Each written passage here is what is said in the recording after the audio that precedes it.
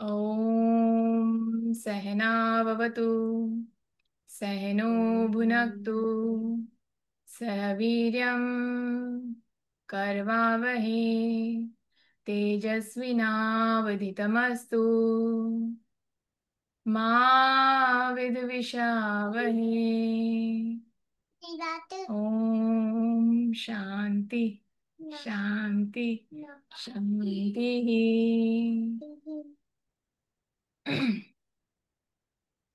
शुरुआत करेंगे। हम्म। आज श्लोक 24 से स्टार्ट करेंगे, 24वां। ठीक है। कलेश कर्म विपाक काश्येर परामृष्ट पुरुष विशेष ईश्वरः। इसमें कलेश कर्म विपाक और आशय, इन चारों से जो संबंध नहीं है, जो समस्त पुरुषों में उत्तम है, वह ईश्वर है। तो यहाँ ईश्वर की जो व्याख्या बताई है कि ईश्वर कौन हम्म, है। हम्म। अविद्या, अस्मिता, राग, द्वेष और अभिनिवेश, ये पांच कलेश हैं। हमारी निकलता नहीं।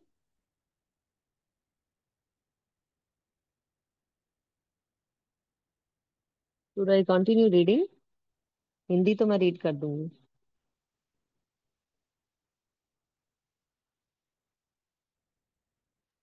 जी, आप रीड कीजिए। उनका विस्तृत वर्णन दूसरे पाद पाद के तीसरे सूत्र से नवे तक है। कर्म चार प्रकार के हैं: पुण्य, पाप, पुण्य और पाप मिश्रित तथा पुण्य और पाप से रहित। कर्म के फल का नाम विपाक है और कर्म संस्कारों के समुदाय का नाम आशय है। समस्त जीवों का इन चारों से अनादि संबंध है। यद्यपि मुक्त जीवों के पीछे संबंध नहीं रहता, तो पहले संबंध था ही, किंतु ईश्वर तो कभी भी इनसे न संबंध था, न ही होने वाला है। इस प्रकार उन मुक्त पुरुषों से भी ईश्वर विशेष है। यह बात प्रकट करने के लिए ही सूत्र ने पुरुष विशेष का प्रयोग किया है। संबंध, scroll down please.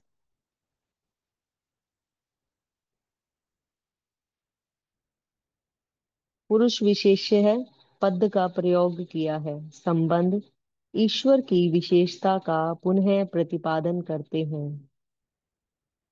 Should I stop here और शुड आई कंटिन्यू? कंटिन्यू। तत्र निरीतिशयम सर्व सर्वज्ञ बीजम। तत्र उस ईश्वर में सर्व बीजम, सर्वज्ञता का बीज, कारण अर्थात ज्ञान।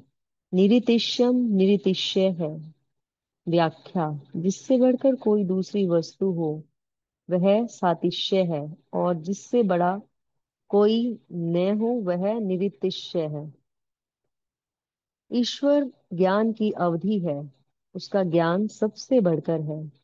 उसके ज्ञान से बढ़कर किसी का भी ज्ञान नहीं है। इसलिए उसे निरितिशय कहा गया है। जिस प्रकार ईश्वर में ज्ञान की प्रकाष्ठा है, उसी प्रकार धर्म, वैराग्य, यश और ऐश्वर्य आदि की प्रकाष्ठा का आधार भी उसी को समझना चाहिए। संबंध और भी उसकी विशेषता का प्रतिपादन करते हैं।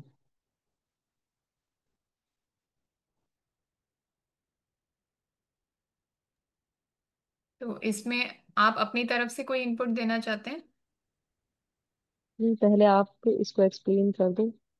हाँ, तो जैसे हमने ये पढ़ा कि अविद्या, अस्मिता, राग, द्वेष और अभिनिवेश, ये पांच क्लेश हैं। और इनका हम्म। जो विस्तृत वर्णन है ना, वो तीसरे सूत्र में, तीसरे से नवे सूत्र तक किया गया है। ठीक है। और हम्म। कर्म भी चार प्रकार के बताए हैं: पुण्य, पाप, पुण्य और पाप मिश्रित तथा पुण्य पाप से रहित। तो ये जो चार प्रकार के कर्म हैं, उनका फल मिलता है। तो कर्म के फल का नाम विपाक है और कर्म हम्म। संस्कार के समुदाय का नाम आशय है। समस्त जीवों का हम्म। इन चारों से अनादि संबंध है, यानी जितने भी जीव हैं, हम चाहे कितना भी हम्म। कोशिश कर ले, इन चारों से हमारा जो है ना संबंध, वो अनादि है, वो होना ही होना है। हम्म। उसको हम टाल नहीं सकते। ठीक है। यद्यपि मुक्त जीवों का पीछे संबंध नहीं रहता, तो भी पहले हम्म। संबंध था ही। अगर हम ऐसा बोलें हम्म। कि कुछ जीव मुक्त हो गए, तो जो मुक्त हो गए ना, हम्म। उनका संबंध अब चाहे ना रहे बाद में, पीछे यानी हम्म। बाद में आगे जाकर ना रहे संबंध, फिर भी पहले तो हम्म। उनका था ही संबंध। इसीलिए ये जो हम्म। इनएविटेबल है, उन इससे अलग होना इनएविटेबल है, होना हम्म। ही है उसके साथ तो संबंध हमारा। हम्म। किंतु हम्म। ईश्वर का तो कभी भी इनसे न संबंध था, न है और न होने वाला है।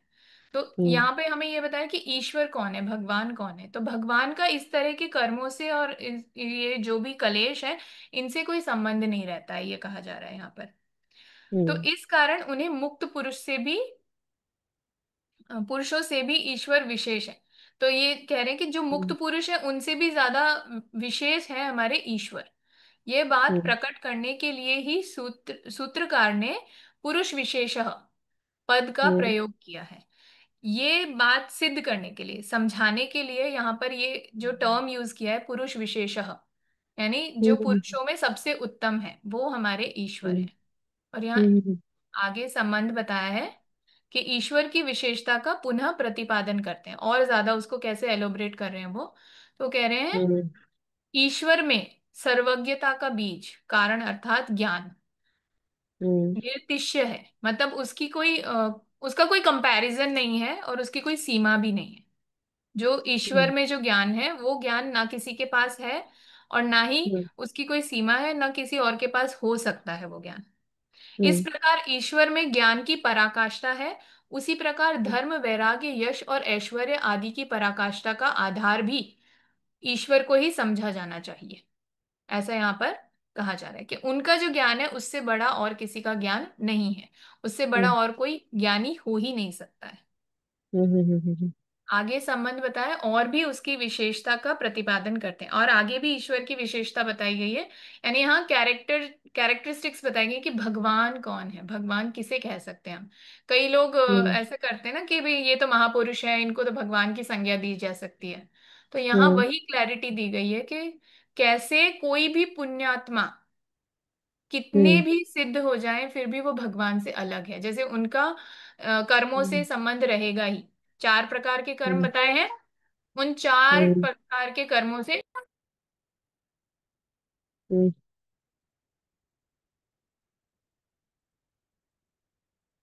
मतलब जो इन चार प्रकार के कर्मों से परे हैं वो ईश्वर है, जो पाप और पुण्य मिश्रित और पाप पुण्य बिल, रहित कर्मों से मुक्त है, बिल्कुल। वही ईश्वर है।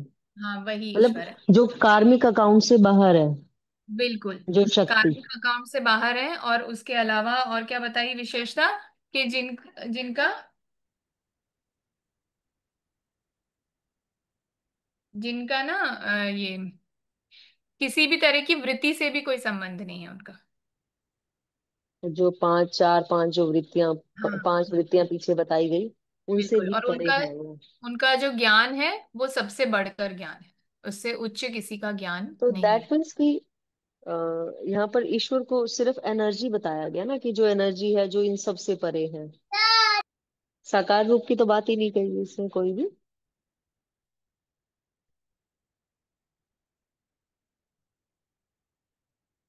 You are on mute. Yes.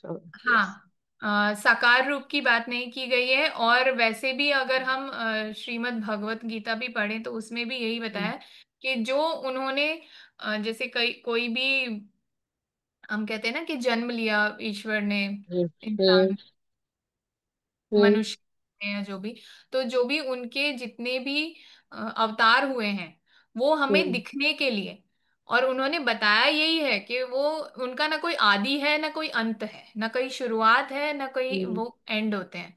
वो निरंतर प्रवाह की तरह एक ज्योति है, एक ऊर्जा है। और यहाँ तक कि मैं जैसे पढ़ती हूँ श्रीमद् भागवतम भी, हम्म। तो उसमें भी मैंने एक हम्म। श्लोक पढ़ा था अभी। हम्म।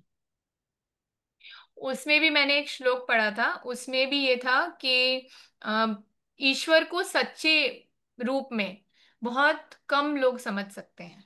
मतलब जो हम्म। पुरुष विशेष हैं या जो पुण्यात्माएं हैं, उनमें से भी कोई एक, हजार में से कोई एक हम्म। वास्तव में जो ईश्वर का स्वरूप है उसको समझ पाते हैं। यानी ईश्वर शायद का। है, लेकिन फिर भी ईश्वर प्रणिधान होना, पूरी तरह से ईश्वर में विलीन होना, वो सभी हम्म, आत्माओं का उतना सौभाग्य नहीं बन पाता है। पता नहीं मुझे, मतलब मैंने नहीं इस तरह के ग्रंथ पढ़े कभी, बट जो मुझे समझ आती है, जितना मैंने अभी तक जाना समझा थोड़ा बहुत, तो जब हर हर जर्रे जर्रे में, जब हम जब से हमने होश संभाला है कि जर्रे जर्रे में है झांकी भगवान की, और हर हर कण कण में वो विद्यमान है, तो वो एक एनर्जी तो है ना। जब एनर्जी, जैसे कि एक घड़ा है, वो हमने समुद्र में डाला, तो जो घड़ा है वो उनके बीच की दीवार है। जब वो घड़ा हटेगा तो समुद्र का पानी और उस घड़े का पानी एक हो गया, सब एनर्जी एनर्जी में विलीन हो गई। तो हम्म। अलग से उसको कैसे डिफाइन किया जा सकता है? घड़ा कहेगा कि मैं अलग इकाई हूँ, I am the separate unit, but जैसे ही वो टूटेगा, वो दीवार टूटेगी, तो सब खत्म, सब विलीन हो गया। तो जैसे घड़े का आपने एग्जाम्पल दिया, तो घड़ा भी तो कुछ एटम्स से, एनर्जी से ही बना है ना। तो हम्म। देखा जाए तो वो भी अलग नहीं है, पानी, घड़ा और हाँ, मैं समुद्र वही का तो, पानी है, वही सब कह रही हूँ कुछ कि वो एक। सब है तो एक ही ना। तो हाँ बिल्कुल। यानी कि हम सबके अंदर परमात्मा एक है। और श्लोक उसी में मैंने पढ़ा था कि जैसे कण कण में ईश्वर है या ईश्वर में कण कण है, इसको भी हम हम्म। अलग नहीं समझ सकते। इसको भी अलग से हाँ। समझ, मतलब हाँ, वही। हमारी जो बौद्ध क्षमता है उससे परे है। हम्म। जब तक हमें जो ज्ञान है, वास्तविक ज्ञान है, उसकी प्राप्ति नहीं होती, तब तक ये सारी चीजें समझना हमारी बौद्ध क्षमता के परे है। तो ये जो ज्ञान होगा, वो सब भी एक दिन तो छूटेगा। तभी तो रियलिटी में, मतलब वो ज्ञान होना यानी कि घड़े का बोध होना, और जब वो हाँ, ज्ञान छूटेगा, तभी उसमें विलीन होंगे तब हम। वास्तव में ईश्वर में आप विलीन हो पाएंगे, तब आपको हाँ। वास्तव में पता चल पाएगा कि ईश्वर कौन है। हम्म। तो क्योंकि एक पीछे एक मूवी आई थी, लैला, आपने शायद देखी भी हो। मैंने उसका एंड देखा था, बहुत कम मूवीज देखती हूँ मैं। मैंने सिर्फ उसका एंड देखा था। वो a boy was there who was in love, who falls in love with a girl, और वो इतना ज्यादा वो हो जाता है कि उसको हर कण में वो लड़की दिखती है, लैला लैला लैला करता है। और लास्ट में वो लैला लैला करता उसमें अल्लाह का रूप देखता है, और जो वो लैला उसके सामने साक्षात आती है, तो वो उससे भी एक्नॉलेज नहीं करता। वो किसी और लैला में खो चुका होता है, यानी कि वो परमात्मा के प्रेम में खो गया होता है। तो वो एक्चुअली एक्चुअली जो, मतलब प्रेम की बात कही गई है कि, मतलब प्रेम यानी कि उस अनलिमिटेड, उस पावर सोर्स से, उस एनर्जी से हम एक हो गए, यानी कि सभी में ही वही दिखाई दिया। क्योंकि वो मूवी बहुत डीप थी तो वैसे एक रोमांटिक मूवी, शुरू तो ही रोमांटिक मूवी के साथ, बट जो एंड था उसका बहुत ही स्पिरिचुअल था। कि वो जो बिलव्ड था अपने, मतलब वो जो मेल था, वो अपनी बिलव्ड को में ही परमात्मा को देखने लगा। जब वो साक्षात शरीर में उसके सामने है, उसके पास आ रही है, तो ही इज नॉट एक्नोलॉजिंग, वो फिर किसी और लैला में ही खो गया था। नाम के रूप में लैला थी, जैसे हम सब ने नाम दिया परमात्मा को अपने अपने रूप में, बट एक्चुअली वही है ना। जी जी बिल्कुल। हम्म। तभी तो वो पाप पुण्य और पाप रहित पुण्य उन चारों से बाहर रहेगा। क्योंकि शरीर में है या साक्षात है, तो कहीं ना कुछ तो बंधन होगा। बिल्कुल, जैसे हम कितना भी करें, हम अगर गृहस्थ हैं, अगर साधु भी हैं, तो भी उनका कोई ना कोई कर्म तो हो ही रहा है। बंधन, बिल्कुल बिल्कुल, किसी भी कर्म तरह बंध का हो रहा है। कोई ना कोई कर्म तो हो ही रहा है। जैसा आपने कहा ना कि कोई कोई विरला ही एक्चुअली परमात्मा को जान पाता है, जो एक्चुअली प्रेम हो पाता है। जी पर बिल्कुल। सबकी अपनी अपनी वो है। मैंने जितना पढ़ा सुना, तो मैं सोचती हूँ कि प्रेम परमात्मा का है, कि जब हर कण से प्रेम हो जाए तो वो परमात्मा दिखाई देने लगता है। जैसे भक्ति योग भी एक मार्ग बताया जाता है, तो हम्म। वो भी एक तरीका है परमात्मा को हम्म। जानने का, उनको समझने का। अब हाँ। उसमें क्या होता है कि उसमें हमने फॉर्म दे रखे हैं कि भगवान हम्म। ऐसे दिखते हैं, जैसे कोई कृष्ण उसमें भक्त है, साकार रूप हो गया। तो वो कृष्ण के साकार रूप को देख करके उनकी भक्ति करते हैं, हम्म। और वहां से हम्म। वो हम्म। जो वास्तव में भगवान है वहां तक पहुंचते हैं। सही। और सभी का अपना मार्ग है। कोई जी। भक्ति योग से, कोई ज्ञान योग से, और कोई ध्यान योग से। सरल भक्ति योग को बताया जाता है, लेकिन भक्ति योग भी उतना सरल नहीं है। आपको हम्म। पूरी तरह ईश्वर प्रणिधान होना पड़ेगा, तभी आप। उसमें समर्पण बहुत जरूरी है। बहुत ज्यादा जरूरी है। ये हमने पिछले उस बार जो सेशन किया था उसमें यही देखा था कि कैसे पूर्ण समर्पण जरूरी है।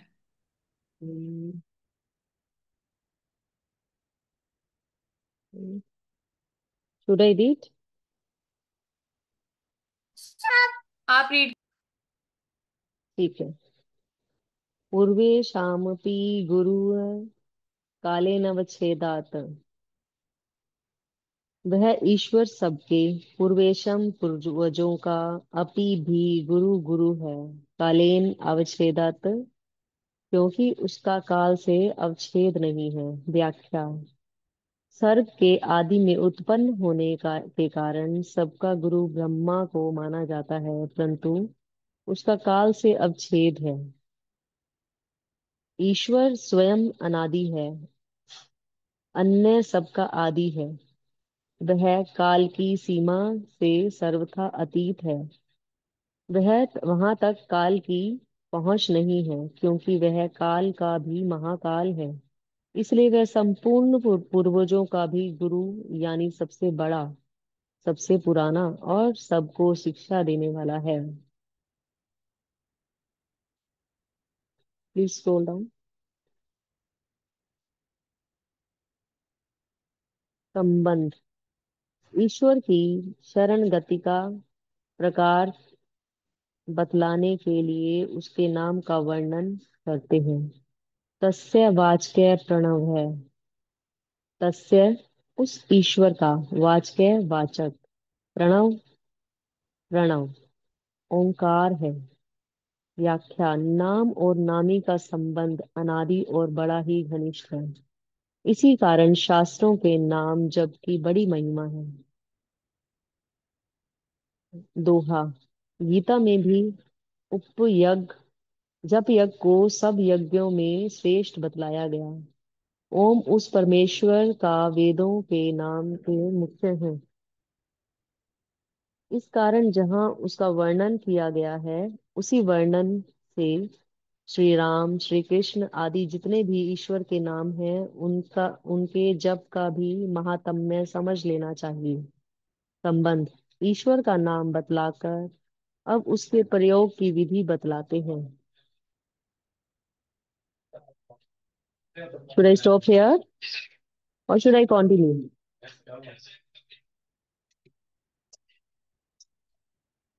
ये और रीड कर लीजिए, मैं वापस स्क्रॉल करती ठीक है। हूँ। Please scroll down.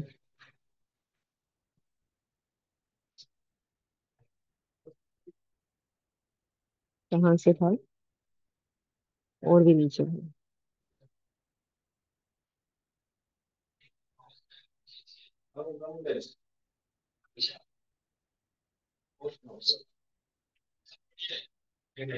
बस यही था। तज पद पस धर्थ भावनम। तजप तत् जप तजप उस ओमकार का जाप जप। तदर्थ भावनम। जस्ट जस्ट बीच में कॉल आ गई थी। तदर्थ भावनम, उसके अर्थ स्वरूप परमेश्वर का चिंतन करना चाहिए। व्याख्या। साधक को ईश्वर के नाम का जप और उसके स्वरूप का स्मरण चिंतन करना चाहिए। उसको पूर्वोक्त ईश्वर प्रणिधान, अर्थात ईश्वर की भक्ति या शरणागति कहते हैं। ईश्वर की भक्ति के और भी बहुत से प्रकार हैं, परंतु जप और ध्यान सब साधनों में मुख्य होने के कारण यहाँ सूत्रकार ने केवल नाम और नामी के, जस्ट मिनट, स्मरण रूप एक ही प्रकार का वर्णन किया है। गीता में भी इसी तरह वर्णन आया है। इसे उपलक्षण मानकर भगवत भक्ति के साथ साधनों को ईश्वर की प्रसन्नता के नाते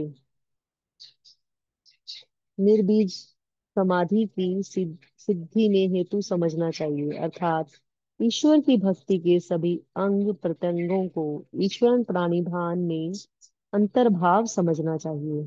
संबंध। अब ईश्वर के नाम जप और स्वरूप स्वरूप चिंत के फल का वर्णन करते हैं।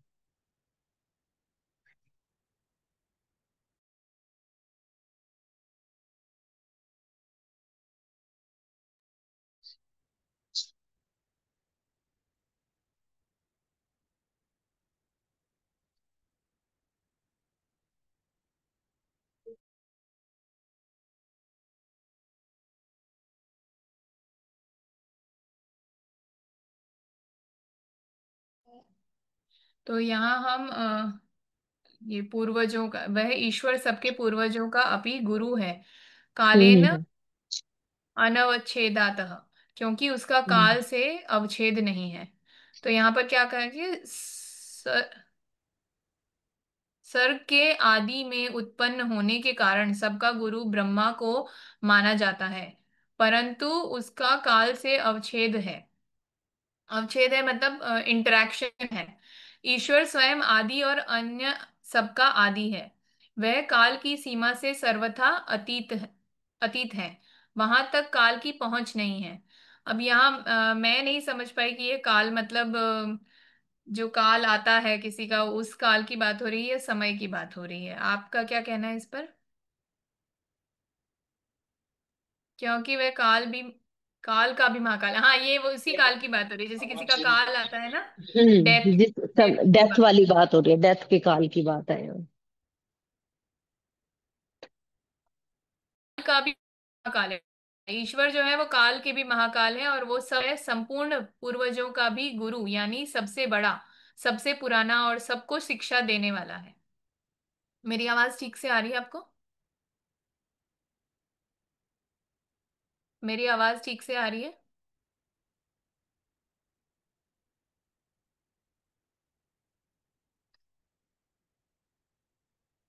आवाज ठीक से आ रही है? बीच में डिस्कनेक्ट हो गया था। हाँ अभी आ रही है ना? हाँ। ठीक है। तो संबंध क्या बताया गया है कि वो मतलब उनको सबका गुरु बताया गया है, काल का भी महाकाल बताया गया है, और सबको शिक्षा देने वाला बताया गया है। ईश्वर की शरणागति का प्रकार बतलाने के लिए उनके नाम का वर्णन करते हैं। उनके नाम का वर्णन किया गया है, तो उनका नाम क्या बताया गया है कि प्रणव कार जो है वो वाचक यानी नाम, ईश्वर का नाम है। नाम और नामी का संबंध अनादि और बड़ा ही घनिष्ठ है। इसी कारण शास्त्रों में नाम जप की बड़ी महिमा है। जैसे यहाँ हम जो बोल रहे हैं ना, नामी यानी जो नाम जप करता है, तो नाम का और नामी का जो संबंध है वो अनादि है। और गीता में भी जपज्ञ को सब यज्ञों में श्रेष्ठ बतलाया गया है। जाप करके यज्ञ करना उसको सारे यज्ञों में श्रेष्ठ बताया गया है, श्री गीता जी में भी। और ओम का परमेश्वर का वेदों तक नाम होने से मुख्य है। गीता में बताया गया है कि इस कारण यहाँ उसका वर्णन किया गया है। इसी वर्णन से श्री राम, श्री कृष्ण आदि जितने भी ईश्वर के नाम हैं, उसके जाप का भी महात्म्य समझ लेना चाहिए। यानी जाप का बहुत महात्म्य है, ये हमें इस श्लोक से समझ लेना चाहिए। कुछ कहना चाहते हैं? हाँ, मम्मा कुछ चाहता ऐड करूं उसमें? You are not hello. Audible, Aarti. मैं ऑडिबल नहीं हूँ? हाँ, अब ठीक है। हाँ बीच में से योगेश जी चली कुछ गई। कह रहे हैं? हाँ, मैं ऐड करूं कुछ इसमें? हाँ ऐड करिए ना आप। लास्ट टू लास्ट इसमें सेशन कुछ में भी आपने नाम जप का बहुत अच्छा विवरण दिया था। आ, एक हमने बहुत सारे सन्यासियों के चित्र देखे होंगे, क्योंकि इनके फोटोग्राफ तो किसी के है ही नहीं, सवाल ही नहीं। लेकिन उनको जंगल में 12 साल तप किया। ऐसे ही हम कहानियां या तो ये जो भी उनके जीवन की जीवनचर्या हमें बताई गई है, वो ऐसे बताया गया है नॉर्मली। 12 साल तप किया, 14 साल जब तप किया। वो तप में क्या किया, तो उन्होंने तप में वो नाम जप का यज्ञ ही किया है। और वहां जहाँ बैठते थे ना नाम जप करने को, वो माला लेके मैं भी ये कर रहा हूँ जरा। हाँ, तो ये वो जब नाम जप करने को बैठते थे ना, जब वो तो ऐसे माला लेके बैठते थे, तो ऐसे कोहनी के नीचे एक डंडा रखते थे, ऐसा खड़ा डंडा, कि कोहनी को सपोर्ट करे। क्यों? कि आप दिल के पास में रख के माला करते हैं, आपका भाव से, दिल के भाव से। तो आपका जब माला करते हैं तो आपका माला का लेवल, आप जब माला करते हैं तो आपका लेवल हृदय के लेवल तक रहना चाहिए, मतलब उसके सामने, दिल के सामने। तो उन्होंने 12 साल में जो जो जो भी शंकराचार्य हो गए, उनकी जीवनी में भी उन्होंने लिखा है कि हमारी राशि कुंडली या लग्न कुंडली के अंदर ज्योतिषी के हिसाब से 12 राशियां बताई गई है। तो वो जो 12 राशियों है ना, वो 12 राशियों को शुद्ध करने के लिए, अपना कर्म शुद्ध करने के लिए, एक एक राशि के लिए आपको कोई भी नाम जप जो कर रहे हो, जैसे कि कोई ओम नमः शिवाय कर रहा है, या कोई श्री कृष्ण वे नमः, वो कोई गणपति का कर रहा है, तो उसको 1 करोड़ जप करना चाहिए। एक राशि या एक राशि का एक स्थान शुद्ध करने के लिए ऐसे आपको 12 करोड़ का जप करना चाहिए। और 12 करोड़ का जप करने के बाद में आपको, अगर उसके फल की आशा नहीं करते हैं, तो आपको 1 करोड़ के और जप करने हैं। लेकिन ये जप का भी यज्ञ करना पड़ता है, क्योंकि जो भी जप करते हैं ना, उसके यज्ञ में देने के लिए कुछ करना पड़ता है, क्योंकि हमें वो उसको यज्ञ में देना मतलब उसको अर्पण कर देना है। यज्ञ में हमारे जप की पूरी आहुति दे देनी है, मतलब कि हमारा अहंकार का भी समर्पण उसमें कर देना है। तो उसमें भी है, उसमें है तारण, ये वो, मतलब उसका तर्पण करना चाहिए, इतना दशांश मंत्रों का इतना करना चाहिए, दशांश मंत्र का हवन करना चाहिए, दशांश मंत्र का ब्रह्म भोजन कराना चाहिए, दशांश मंत्र का ये करना चाहिए। मतलब 12 करोड़ का भी 1,20,000 फिर हवन के लिए देना पड़ता है। उसके बाद में 1,20,000 का 10% मतलब 12,000 उसका कुछ और करना पड़ना, तभी आपको उसका फल मिलता है। लेकिन अगर आप पूरा का पूरा अणकर करते रहो और 24 घंटा उसका नाम लेते रहो, तो आपको बिना बोले आपके हर एक काम हो जाते हैं। कलयुग में जब यज्ञ को ही श्रेष्ठ कहा गया है, क्योंकि आप पूरे दिन में, आप मुझे बताओ कि आप ओमकार की एक माला सही ढंग से, यानी कि सब कुछ छोड़ के ओम ओम मन में बोलते रहो, आप 1 या 2 माला करके आपका दिमाग चकरा जाएगा पूरा। क्योंकि उसके अंदर जो म की उच्चार है ना, माँ, वो पूरा दिमाग खोल देता है पूरा। वो सब मतलब कि जो हमारे अंदर जो भी कचरा पड़ा है ना, शारीरिक मानसिक, वो सब साफ करने में लग जाता है वो। मतलब 12 करोड़ का जो जप है, और ये शंकराचार्यों ने लिखी है ये बात, कि कैसे सिद्ध करना है। उसमें भी अलग अलग महत्व उन्होंने दिया है, कि अगर आपको ये साधना करनी है, मतलब तो नॉर्मली तो सब जो हम लोग तो ये सामान्य जीव हैं, हमको तो कुछ ना कुछ चाहता ही है हमेशा। भगवान के मंदिर में भी हम दर्शन करने ऐसे ही नहीं जाते हैं, कुछ जरूरत पड़ी तभी जाते हैं। तो ये उनका जो बताया हुआ है वो मैं आपको बता रहा हूँ। और उनका अनुभव भी आपको तब आने लगता है। तो क्या होता है कि जैसे कि हम लोग गोल सेटिंग करते हैं ना, अंग्रेजी में आजकल चला है ना गोल सेटिंग का, मतलब ये लोग बोलते हैं, तो वैसे ही जब हम कोई पूजा करने बैठते हैं, समझो घर में सत्यनारायण की पूजा है, या कोई पूजा करने बैठे हैं, तो जो महाराज आते हैं हमसे प्रतिज्ञा करवाते हैं। अहम संकल्प लेने के लिए आर कहते हैं कि संकल्प लो, वो हाँ इंटेंट हाँ सेटिंग या गोल सेटिंग वही। हाँ हाँ हाँ, इंटेंशन कि भाई हम फलाना फलाना फलाना द्वादश तिथिया, कोई ये मास में शुक्ल पक्ष से, ये वर्ष है, ये विक्रम संवत है, ये दिन है, गुरु का दिन है, शुक्र का दिन है, हम सत्यनारायण पूजा प्रतिज्ञा करी सी ऐसी करके हमारे हाथ से जल का अर्पण करवाते हैं वो।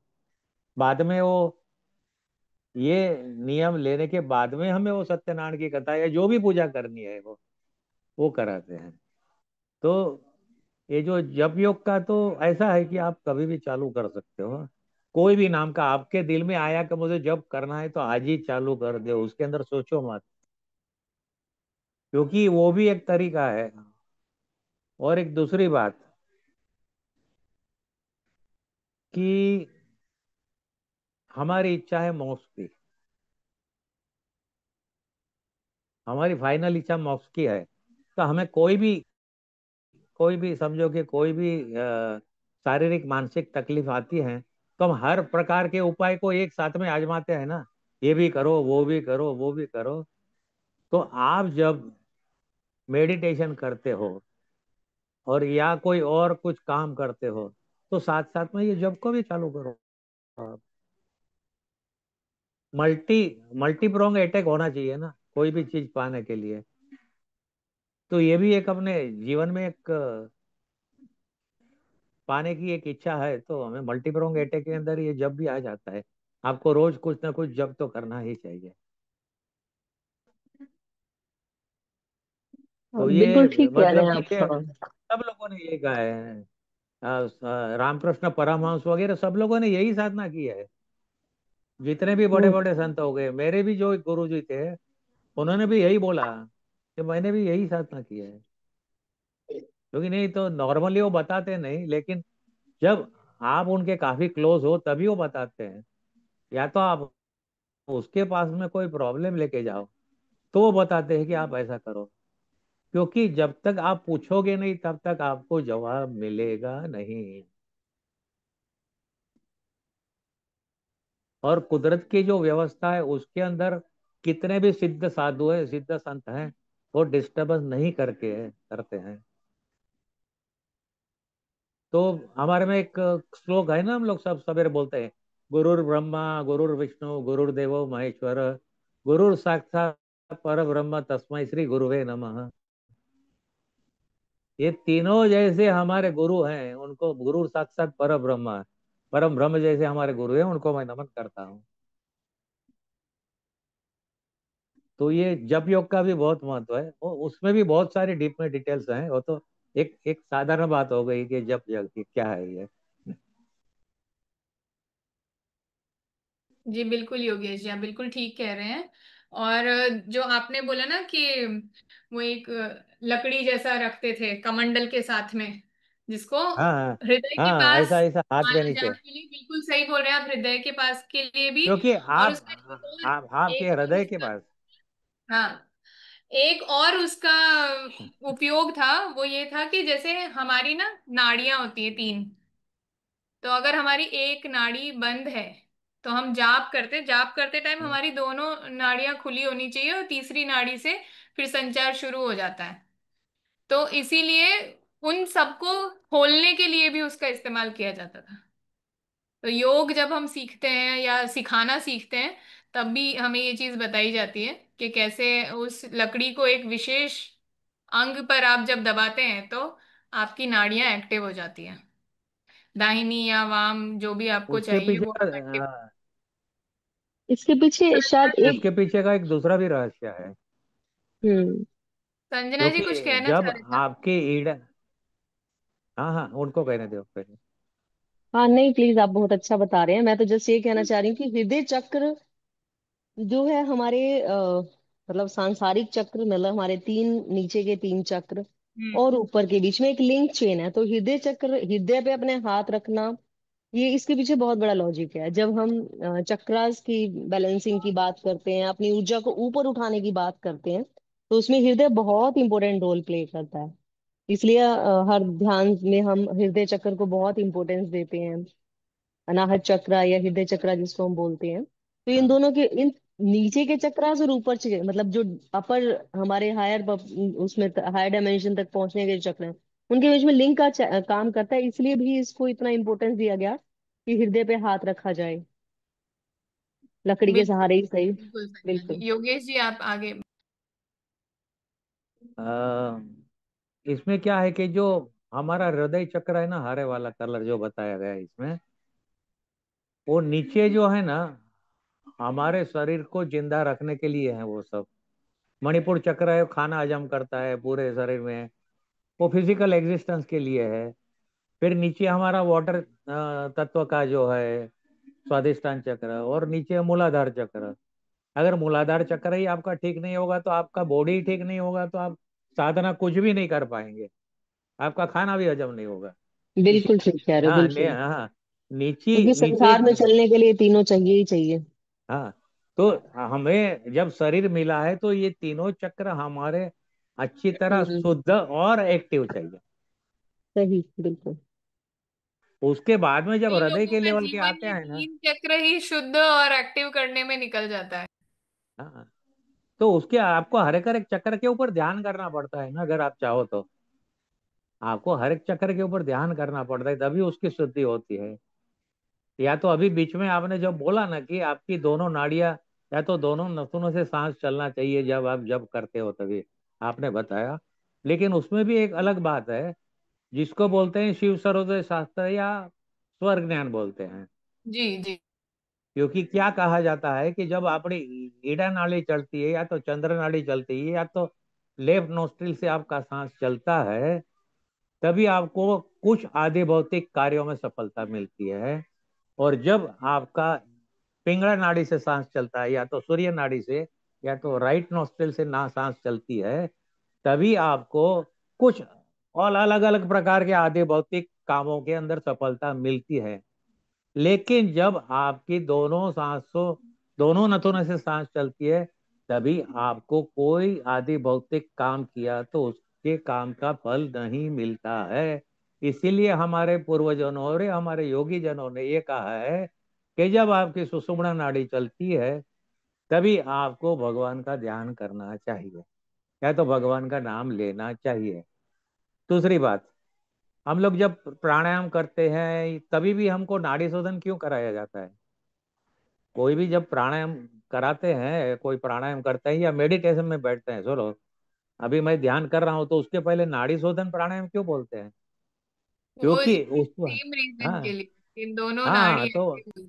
तो उस वक्त आपको नाड़ी शोधन प्राणायाम, आप जब दोनों नौतुरों से बारी बारी सांस लेते हैं तो आपकी सुषुम्ना नाड़ी चालू हो जाती, तो आपके विचार भटकने अपने आप कम हो जाते हैं। और एक बात, हमारे संस्कारों में ये कहा गया है कि सवेरे स्नान करके, या जब भी आप स्नान करो, स्नान करने के बाद में आपको पूजा पाठ करना चाहिए। उसके पीछे भी वही वजह है, उसके पीछे भी साइंस है कि पहले के जमाने में हम लोग नगरजन नहीं थे, हम लोग तो सब गांव में रहते थे। तो गांव में किसी के घर में कुआं था, किसी के कोई तालाब के किनारे के था, कोई नदी में नहाते थे, तो सब लोग जाके वहां नहाते थे। तो नहाते थे तो पूरे डुबकी लगा के नहाते थे, ऐसे नहीं नहाते थे जब जैसे हम बाथरूम में नहाते हैं बाल्टी लेके। पानी की कमी नहीं थी तभी। तो उस वक्त जब आप पूरे शरीर सर से लेके पांव तक गिले हो जाते हो, तो 10 में से 9 बार आपकी सुषुम्ना नाड़ी ऑटोमेटिक चालू हो जाती है। तो अभी वो जब सुषुम्ना नाड़ी चालू हो गई और आप नहा के नदी किनारे से घर पे आ गए, लेकिन आपको काम करना है तो काम पे फल नहीं मिलता है। इसके लिए उन्होंने एक नियम बना दिया, सबको किसको बताने जाएंगे कि अरे आप ऐसा करोगे तो आपकी सुषुम्ना नाड़ी चालू हो जाएगी, तो आपको आदि भौतिक कार्य कुछ करोगे तो उसका फल नहीं मिलेगा, या आपको आपका प्रयास व्यर्थ जाएगा। उसके बदले उन्होंने नियम बनाया था, नहा धो के पहले भगवान का नाम ले, पूजा पाठ करो, जो भी करते हो, 1 मिनट, 2 मिनट, 5 मिनट, 10 मिनट, जो भी करते हो, उसके पीछे का रीजन यही है, और कोई रीजन नहीं है। This is the science behind that.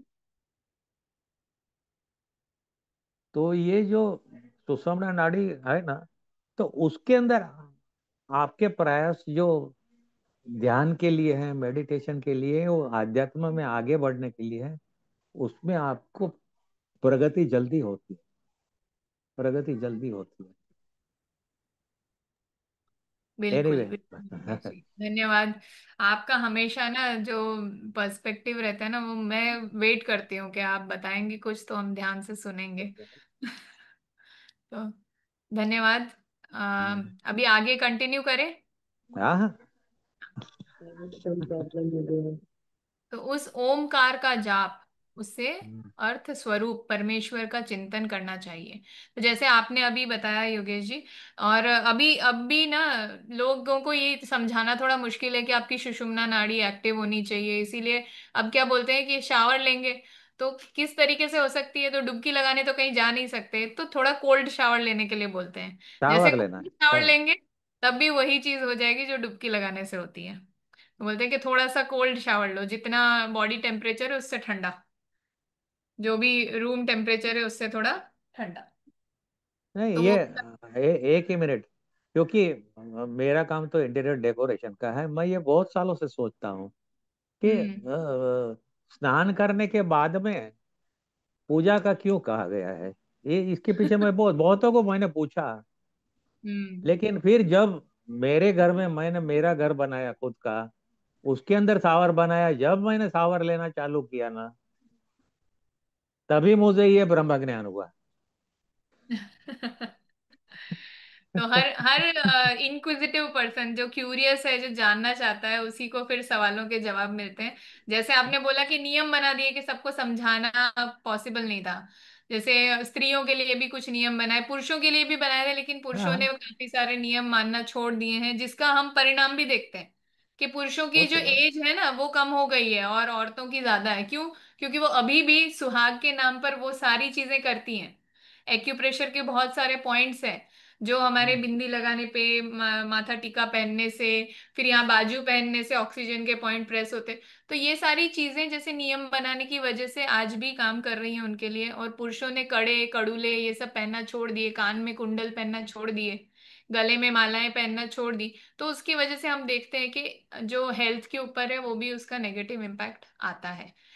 आता तो है। वो सारी चीजें हैं, जैसे हमारे वस्त्र थे धोती कुर्ता, वो बहुत सहज वस्त्र थे और उनकी वजह से हेल्थ की जो प्रॉब्लम्स थी वो बहुत सारी एलिमिनेट हो जाती थी। और जो जीन्स और टाइट पैंट्स वगैरह पहनने की वजह से आज हम देखते हैं कि बहुत सारी ऐसी प्रॉब्लम्स आ रही है। जो इनफर्टिलिटी की प्रॉब्लम भी है वो भी हम ये कहें कि सिर्फ स्त्रियों में नहीं बल्कि पुरुषों में भी देखने को मिल रही है। क्यों? वस्त्र वैसे हो गए। तो ये सारी चीजें जो नियम बनाए गए उनको मानना चाहिए। हाँ, नई पीढ़ी के लिए मानना थोड़ी मुश्किल होता है, तो वो कारण ढूंढते, जैसे मैंने ढूंढने शुरू किए और ढूंढते ढूंढते योग से कैसे जुड़ गए पता नहीं चला। तो ये बहुत अच्छा हुआ। आगे बढ़ते हैं कि साधक को ईश्वर के नाम का जप और उसके स्वरूप का स्मरण चिंतन करना चाहिए। इसको पूर्वोतक ईश्वर प्रणिधान अर्थात ईश्वर की भक्ति या शरणागति कहते हैं। जैसे हम नाम जप करते हैं पूर्ण समर्पण के साथ में, तो इसको ईश्वर के तरफ पूरी शरणागति या समर्पण कहा जाता है। ईश्वर की भक्ति के और भी बहुत से प्रकार हैं, परंतु जप और ध्यान सब साधनों में मुख्य होने के कारण यहाँ सूत्रकार ने केवल नाम और नाम की स्मरण रूप एक ही प्रकार का वर्णन किया है। तो यहाँ पर उसका सबसे ज्यादा इंपॉर्टेंस होने की वजह से और मुख्य, जैसे अभी योगेश जी ने भी बताया कि जो बड़े बड़े संत महात्मा भी हुए हैं, जो दिव्य पुरुष हुए हैं, जिन्होंने साधना करके कुछ हासिल किया, मोक्ष प्राप्त किया, या जैसे हम कहेंगे रामकृष्ण परमहंस जी की अगर बात करें तो उनको देवी का जो अलौकिक जो आशीर्वाद मिला, तो वो सब कुछ नाम जप के कारण ही मिला। तो इसीलिए नाम जप को बहुत ज्यादा महत्व दिया गया है, बहुत ज्यादा इंपॉर्टेंस दी गई है।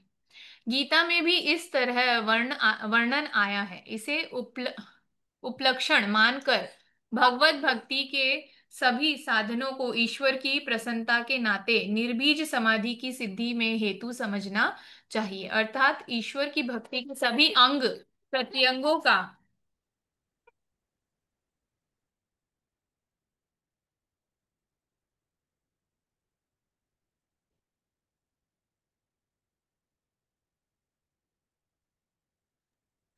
ईश्वर प्रणिधान में अर्थ भार्व समझना चाहिए।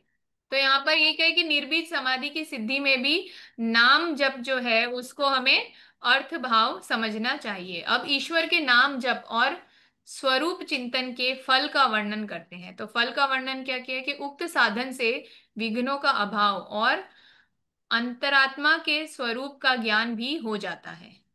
तो अगले दो सूत्रों में जिन विधानों का वर्णन विस्तार पूर्वक किया गया है, ईश्वर के भजन स्मरण से उनका अपने आप नाश हो जाता है।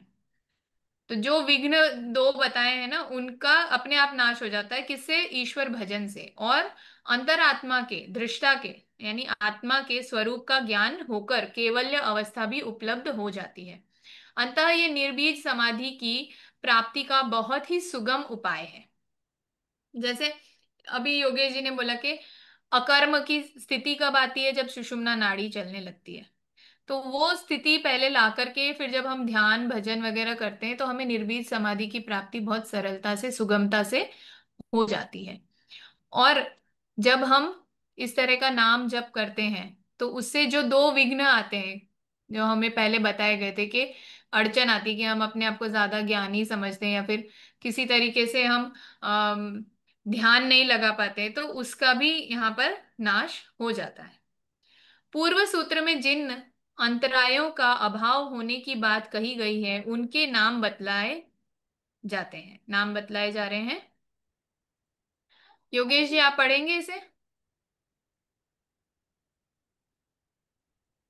एक मिनट, एक मिनट।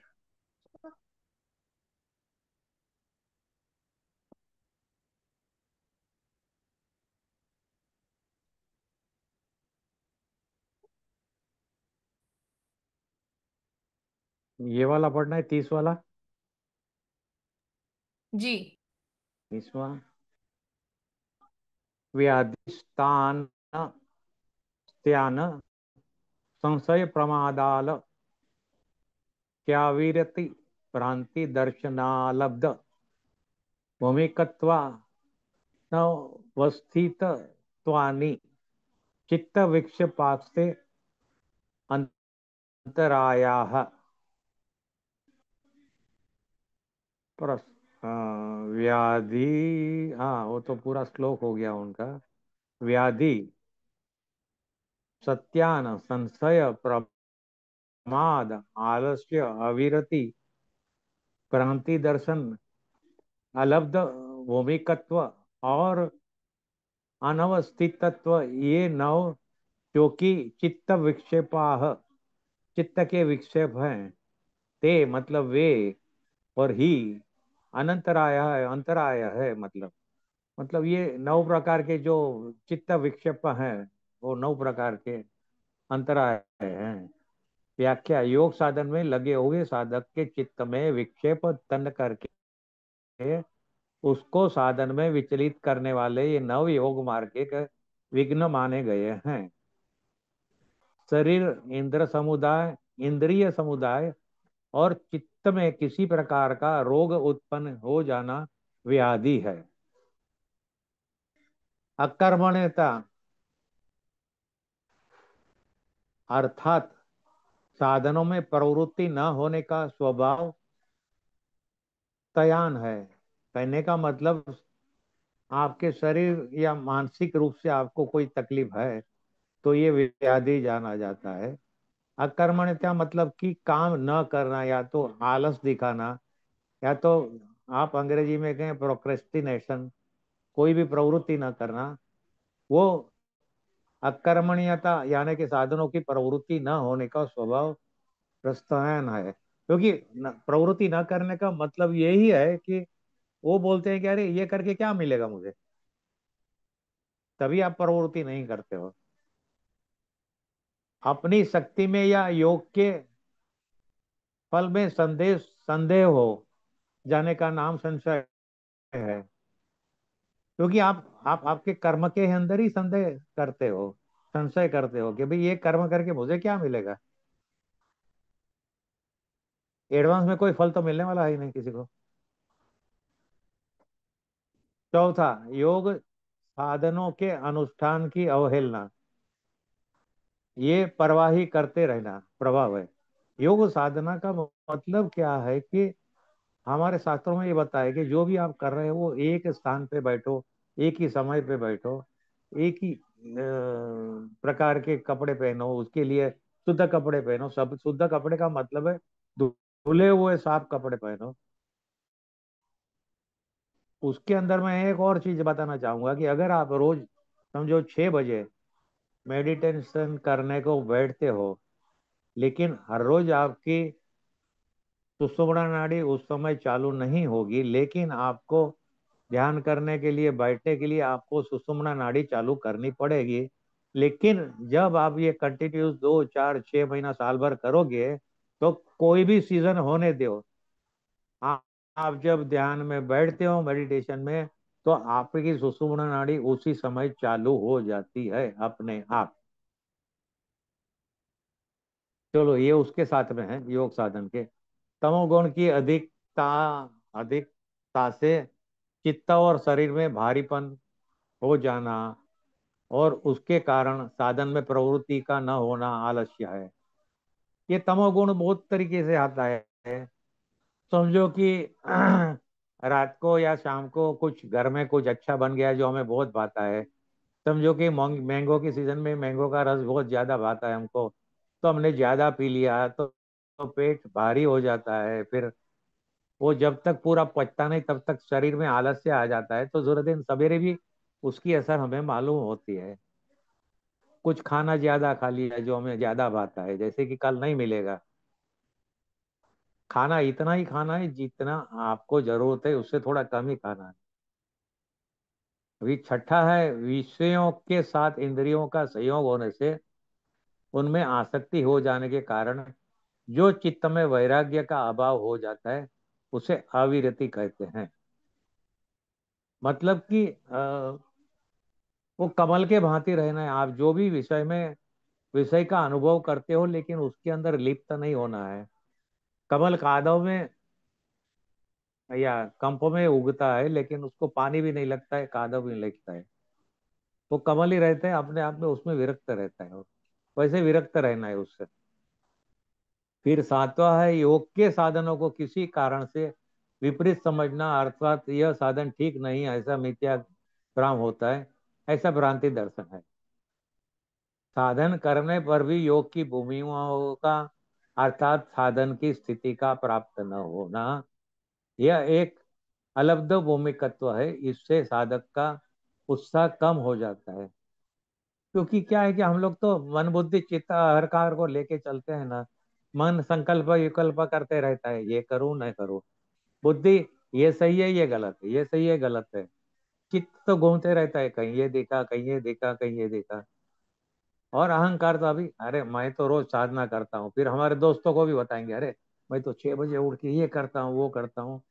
अरे भाई, ये किसी को बताने की जरूरत नहीं है, आप जो करते हो अपने पास रखो। योग साधन में किसी भूमि में चित्त की स्थिति होने पर भी उसका न ठहरना अनवस्थित तत्व तत्व है। चित्त का न ठहरना मतलब चित्त भटकते रहता है। तो ध्यान में बैठने की एक ही है कि ध्यान, धारणा, ध्यान, समाधि, ऐसे जो तीन उसके अंदर बताए गए हैं ना, उसके अंदर कुछ मिनटों तक आपको विचार नहीं आए तो उसको धारणा बोला जाता है। फिर कुछ मिनटों तक आपके दिमाग में विचार नहीं आए, आप बिन निर्विचार होके बैठे हो, तो आपको ये धारणा बोली जाती है। और फिर उसको समाधि हो जाए। समाधि में ये हमेशा जरूरी नहीं है कि आपको शुद्ध बुद्ध खो के आप बैठ गए हो रामकृष्ण में, परमहंस के माफिक या विवेकानंद जी के माफिक। लेकिन आपको उस परिस्थिति में जाने के लिए आपको वो पूरा पड़ाव पार करना पड़ता है। इस 9 प्रकार के चित्त विक्षेप को ही अंतराय, विघ्न और योग के प्रति पक्षी आदि नामों में कहा जाता है।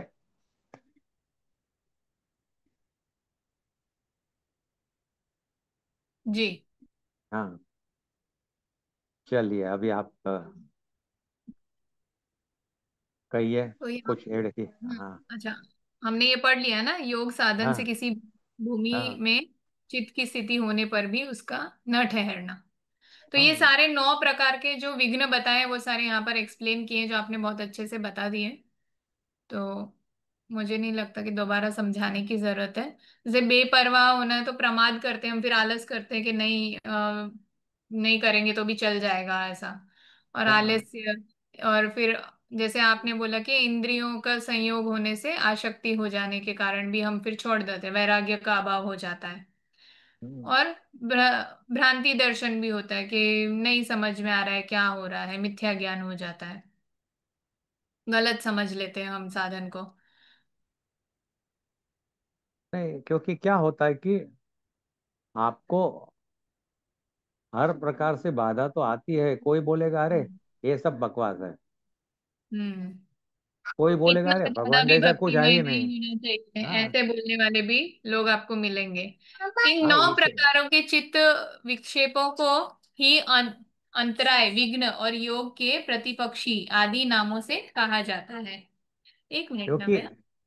इसीलिए आप और गुरु के बीच का ये व्यवहार है, ये तीसरे को किसी को बताना नहीं है। हाँ, इसीलिए कहते हैं कि जैसे आपके गुरु आपको कुछ बताते हैं, नाम जब बताते हैं तो उसको आपको छुपा कर करना चाहिए। और दूसरा ये भी कि उसका जो आपको फल मिला या जो आपको अनुभूति हुई वो भी इसीलिए नहीं बतानी चाहिए, क्योंकि फिर वो विघ्न उत्पन्न करेगा। जो हाँ नहीं समझ सकता है उस चीज को, वो आपको कहेगा कि इससे कुछ नहीं होता है, आप तो कुछ ज्यादा ही भक्तिमय हो रहे हो। और उस हाँ हिसाब से आपका फिर जो है वो ये जो भ्रांति दर्शन है वो होगा फिर आपको। फिर या फिर आपको आप जज करने लग जाओगे कि कुछ फल क्यों नहीं मिल रहा है, साधना की कुछ प्राप्ति क्यों नहीं हो रही है, तो उसकी वजह से फिर अल- अलुब अलब्ध भूमिकत्व, ये वाला विघ्न आ जाता है कि साधना का उत्साह कम हो जाता है फिर, कि कुछ मुझे दिख नहीं रहा है उसका परिणाम। इसके साथ साथ होने वाले दूसरे विघ्नों का भी वर्णन किया गया है, जो हम अगले दिन करेंगे, अभी अगले सोमवार को। 31वां।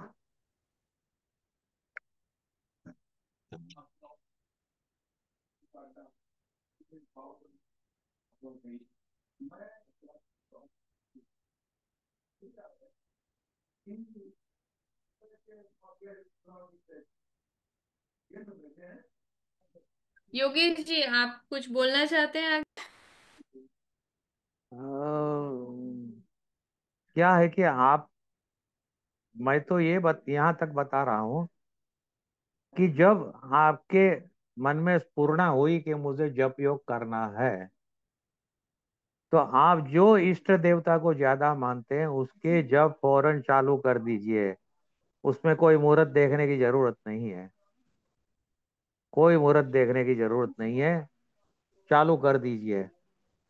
और शंकराचार्य ने तो यहाँ तक कहा है कि आप कितने जप करते हो उसका रिकॉर्ड रखो आप, जी बिल्कुल। और कुछ नियम रखो पक्का कि भाई ये मैं इतना जप करूंगा, मैं इतना रोज जप करूंगा। क्योंकि जैसे भी मैंने आपको बताया, आप खाली ओम ओम खाली मुंह बंद करके बोलते रहिए। आप देखो 5 मिनट में पूरा दिमाग चकरा जाएगा आपका। ओम ओम ऐसे बोलते रहेंगे, ओम ओम ओम। तो ऐसे भी मंत्र जप में आपको पहले वाचिक जप रहो, फिर मानसिक जप, और फिर ये परावाणी के जप में जाना पड़ता है। क्योंकि डायरेक्ट वो करने जाओगे तो होगा नहीं, क्योंकि तो फिर आपका बोलने से जप करने का मतलब यही है कि आपके विचार आजू बाजू में फटके नहीं, आपको आपको और आजू बाजू में घुमावे नहीं हो। इसीलिए शुरू में आपको बोल के जप करना है। तो इसके लिए आपको दूसरे को मालूम नहीं पड़े ऐसे करना है, तो आपको कोई घर में एक जगह ढूंढो, और उसकी वजह से आपकी बॉडी के अंदर भी स्टैटिक इलेक्ट्रिसिटी उत्पन्न होती है। वो एनर्जी आपकी वाह जाया नहीं जावे, इसके लिए आपको आसन पे बैठ के करना है।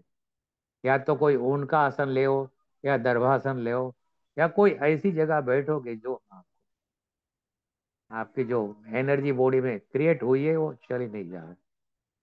जी बिल्कुल, आसन बहुत जरूरी है। और जैसे हमें ये भी समय का ध्यान रखना चाहिए, सूर्योदय और सूर्यास्त, अगर गुरु है तो गुरु हमें नहीं, बेशक प्रोटेक्ट, वो जरा तो थोड़ा वहां पर कोई कंट्रोवर्शियल जरूरत है। नहीं पड़ती है। नहीं नहीं, जी बोलिए। जरा थोड़ा सा कंट्रोवर्शियल है, क्योंकि शायद जो मैंने रिमेम्बर किया है कि आपने बताया था कि सूर्योदय और सूर्यास्त के बीच में ही जब करना चाहिए। वो उनकी बात कर रही हूँ मैं जो मंत्र जप करते हैं, नाम नहीं जप के नहीं, लिए कुछ नहीं होता है ऐसा। नाम जप नाम के लिए, जप आप लेकिन कर सकते मंत्र जप के लिए भी आपको सवेरे के टाइम आप जितना उठो ना, जितने मंत्र जप के लिए भी सवेरे 3 बजे के बाद में, सवेरे 3 बजे के बाद में। क्योंकि दिन में तो अगर सूर्योदय से सूर्यास्त तक के बीच में ही मंत्र जप करना है तो फिर आपको डिस्टर्बेंस बढ़ते ही जाता है उस टाइम तक तो। उस वक्त तो आपको डिस्टर्बेंस ही आता है। आपके रहे बहुत लोगों को कमरा भी नहीं मिलेगा, जगह भी नहीं मिलेगी। ऐसा थोड़ी है कि सबको मिल जाएगी जगह बैठने की। और स्पेशली आप लोग जो है, आपको तो घर में और बहुत सारे काम रहते हैं हमारे से ज्यादा। जो स्त्रियां हैं उनको तो बहुत सारे घर में काम रहते हैं सवेरे से, तो वो कहाँ बैठ पाएंगे दिन के अंदर।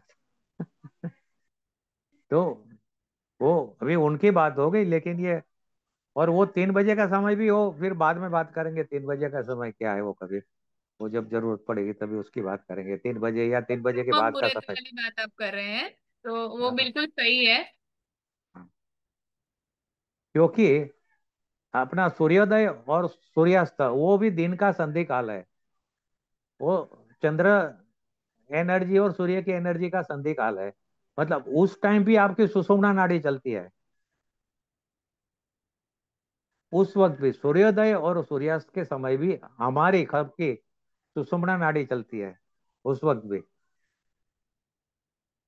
तो वो सूर्योदय और सूर्यास्त के टाइम में जब कर सकते हैं, लेकिन इन बिटवीन तो नहीं होता है, क्योंकि सब डिस्टर्बेंस बढ़ जाता है, एनर्जी बढ़ जाती है। तो ये क्योंकि वो भी संधि काल है सूर्योदय और सूर्यास्त। वैसे ही भी हमारे ऋषि मुनियों ने ऋतुओं का संधि काल देखा है, साल का संधि काल देखा है, चंद्र का संधि काल है। वो बहुत सारी चीजें हैं इसमें, बहुत सारी चीजें हैं। पूरा साइंस है, बहुत बड़ा साइंस है। चलो।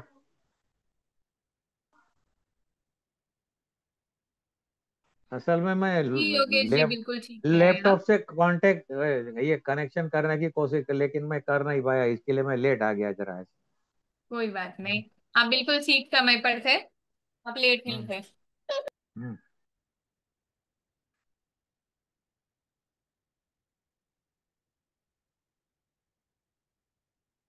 चलो तो आज का योगेश जी, अध्याय। मैं अनुमति लूंगी, क्योंकि मेरी बेटी को भी मेरी जरूरत है अभी। हाँ, नहीं नहीं, वो तो जी। वो भी जरूरी है ना। हाँ, वो भी धन्यवाद। जरूरी है। आप बहुत बहुत जरूरी। अच्छा शेयरिंग हुआ। संजना जी को जाना था तो उन्होंने मैसेज ड्रॉप किया और चले गए। हाँ, धन्यवाद, धन्यवाद आपका बहुत बहुत। धन्यवाद धन्यवाद धन्यवाद। क्योंकि मैं तो एक जरिया देख रहा हूँ कि कोई इसको आगे लेके जाए।